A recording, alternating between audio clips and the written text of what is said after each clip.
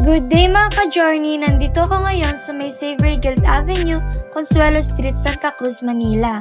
Katabi lang ng SM San Lazaro para matry itong trending na pastil ng mga sangre.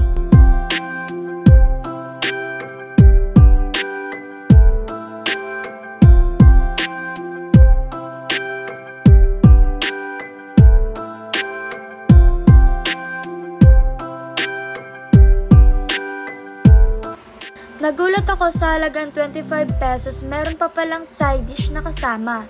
Isa lang ang side dish na kasama, kaso matakaw ako kaya nagdagdag ako ng ibang side dish.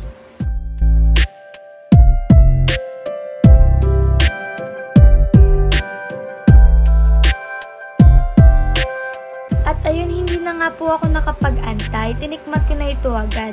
Halata sa serving nila na hindi tinipid ang pastil at kanin nito. If gusto mo, may drinks, add ka na lang ng 10 pesos each sa students. In fairness, masarap masyado ang pastil nila.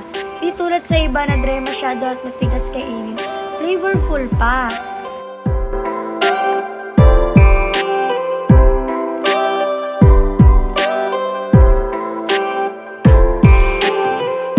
Ayun, nabusog tuloy ako kahit isa lang ang kinain ko. Swak to sa student, mga rider at iba pang sakto lang ang budget. May free sabaw pa pala yan. Ano pang hinihintay nyo? Try nyo na rin.